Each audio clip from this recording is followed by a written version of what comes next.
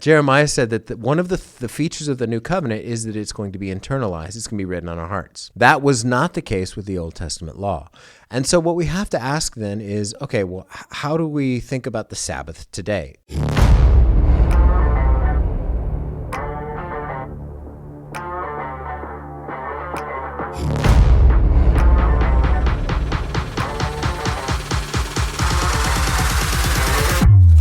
This is Fixed on Jesus.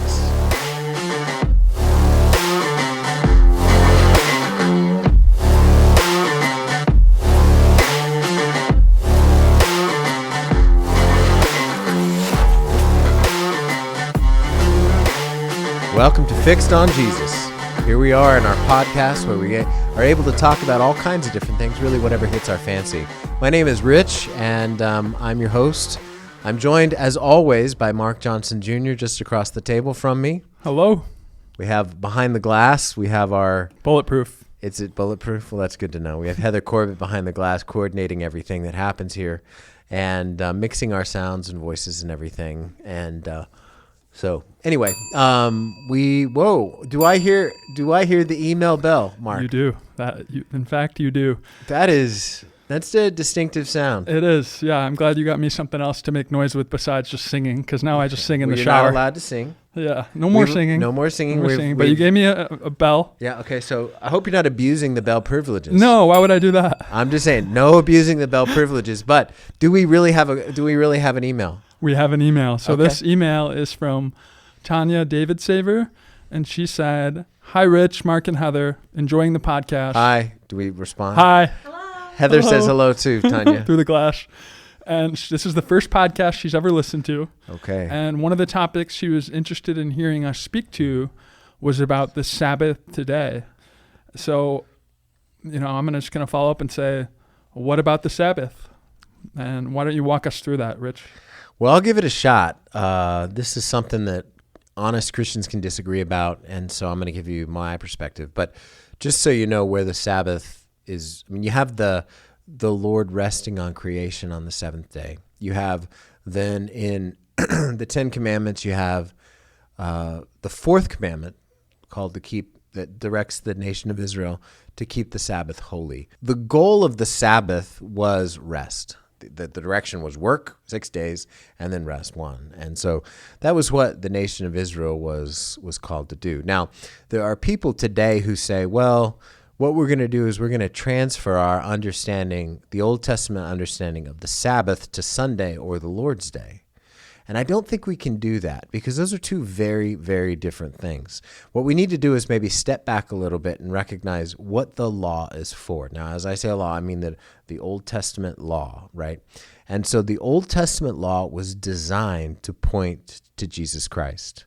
Hebrews tells us that there's a built-in expiration date for the law. The law is not meant to continually direct everything for believers. Jesus now is the one who continually directs things for believers. The law has what's called a built-in obsolescence, meaning that it's going to go away.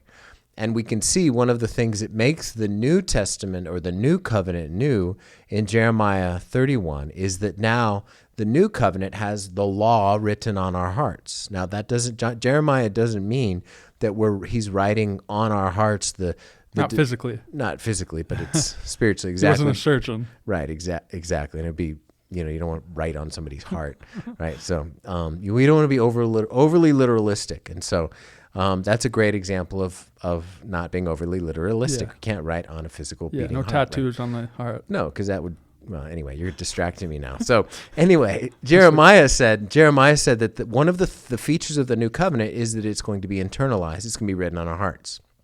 And so that was not the case with the Old Testament law.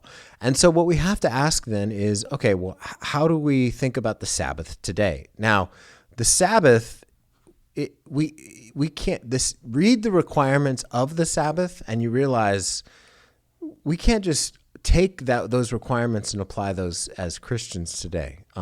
For example, one direction of the Sabbath is you're not allowed to live more than a mile, 1.1 miles away from the place that you worship. And that's just not the case. Nobody does that. Yeah, I'm like a mile and a half, so I guess I'm out. You're out. I'm 4 miles. And so we're out. So anyway, so we don't want to, so in essence now as Christians, what we want to do is we want to celebrate the Lord's Day. And we see, so people might say, well, let's transfer our understanding of the Sabbath and rest and everything to the Lord's Day. And I go, well, I understand that impulse, but we have no direction in the New Testament ever to think that way. And so I would prefer to think of the Sabbath as fulfilled in Christ. And that instead now what we have is we have rest that we can experience in Christ, right? And so the other thing to recognize is there's a complete and total absence of Sabbath direction in the New Testament. None. The only place that we have something that would even sort of point to an understanding in line with what I'm saying is Colossians 2:16. When Paul is talking to the church at Colossae, he says, "Let no one pass judgment on you in questions of food and drink, or with regard to a festival, or a new moon, or a Sabbath. These are a shadow of the things to come, but the substance belongs to Christ."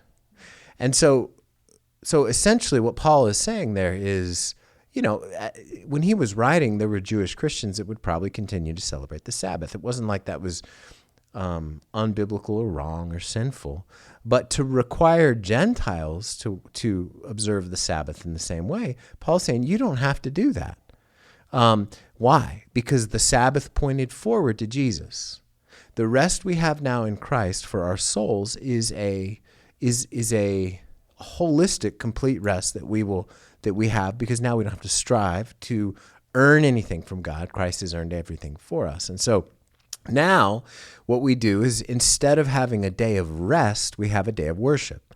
So the day of worship is the Lord's Day, and the Lord's Day commemorates and recognizes that everything changed that Sunday morning when Jesus emerged from the tomb. So every week when the church gathers together on Sunday, what we're doing is we're commemorating and celebrating the resurrection of Jesus Christ. We would have no reason to gather if Jesus was still in the tomb. He's not. We have reason to gather, right? And so then when you look back, you even see John, when he's writing in Revelation, he talks about how he was in the Spirit, quote, on the Lord's Day. And so there's an early tradition of Christians not following the Sabbath and all of its regulations, but transferring their day of worship to Sunday. And so that's in brief, that's my perspective. Jesus even talks about fulfilling the law. And so now that doesn't mean, and we've talked about some of these differences before, that doesn't mean that the moral law is not something that's binding for the Christians, because we have direction of the moral law added to the New Testament. But we have no place in the New Testament where the Sabbath is commanded of or expected to be adhered to by Christians. Not one place. And so as Christians, if it's not in the New Testament, we have to think really hard about then how to apply it. And so I know there are a lot of well-meaning people that say, hey, listen, we should observe the Sabbath and not go shopping and all that kind of stuff. And, I think that's a conscience issue. I think the priority on Sunday morning is that we should be with the people of God. Because when we read the scriptures, we find that people are filled with the Spirit. They have this impulse to gather together with other saints. And so when the Spirit falls, people gather together. And they gather together on the Lord's Day to celebrate Jesus Christ and to celebrate the fact that our whole future, our whole past, everything is bound up in Him now. We don't need to celebrate the Sabbath because it doesn't apply for us today in Christ. Gotcha. That's great. Thanks for going into that. Couple follow-ups. So are we commanded to work 7 days? No. No? Mm-hmm. Okay. And then, well, he says work 6 and then take a rest. Yeah. And so no, we're commanded to work. Yeah. Because if you don't work, you don't eat. Right. But that doesn't mean, we have to work Saturday. as well, so, and I know most people or many people get the weekend or 2 days off. And I think that's good physically. That's just good for people to get a break. Right. And then another one, that one was kind of a joke. I don't think anyone's going to feel like they're commanded to work 7 days. I've known somebody who felt like they were commanded by God to work 6. Work 6 based on work 6 and then rest 1. So anyway. Gotcha. So if we're using Sunday as the Lord's Day to worship and spend time with God's people, how does that apply when a church, for example, does a Saturday service? Yeah, I mean, I think there's freedom there for that kind of thing, I suppose. I'm not going to draw a hard line. Yeah. I mean, they're celebrating, if they're a biblical church, they're celebrating the resurrection. They're focusing on Jesus. And so, I mean, if it's an issue of space and they don't have enough space. Yeah, they might have multiple services. Yeah, I mean, I get that. I mean, I'm not going to draw a hard line on that. But I think the pattern is the Lord's Day is Sunday. We worship and celebrate what Jesus has done on the Lord's Day. And so the Sabbath regulations, which... Read the Sabbath regulations. They are stringent. Where would one find those? In the old, I don't know off the top of my head. I don't know off the top of my head, but if you read the Sabbath regulations, you can Google that right there. Yep. They're stringent. We can't take the same kind of thing and just sort of say, okay, that applies now for Sunday at all. So it's just not. Deuteronomy or Exodus 20:8 through 11 and Deuteronomy 5:12 through 15. Okay. Read those. There you go. Thank you, Mark. Yeah. Mark has access to the Google machine. Google and ChatGPT, just in case you want to get frisky. We don't need to do ChatGPT. No. Yeah. I don't want to know ChatGPT's opinion on the Sabbath. It seems like they don't really always take an opinion. So, like, I did type it in just out of curiosity. I just typed in requirements of the Sabbath. And it said it varies depending on religious and cultural traditions. The Sabbath is typically observed as a day of rest and worship, and the specific requirements may differ among different religious groups. Here are some general requirements or practices associated with the Sabbath in various traditions. And it just says resting and ceasing work, worship, spending time with family, avoiding commerce, specific dietary practices, acts of charity and kindness, reflection and study, refraining Is football on there? No, I think that's more of a Texas thing. And is it? Okay. Like that you're familiar with, God, country, football. Yeah, well, anyway. So, Tanya, thank you for the question. Yeah, thank you. And thank you for the question, and thank you for letting us give some time on that. If you have follow-up questions, anybody, about the Sabbath and why we don't encourage the observation of the Sabbath as described in the Old Testament, we feel free to email us production@centergilbert.com, and that's right. I can guarantee you will get the email bell on air. Okay. That's kind of a disincentive, it seems to me. I don't know. I got to hold back. I would hit it more. Because you've been abusing the email bell on this episode. Yes. All right. All right. Thank you, everybody. See you next time.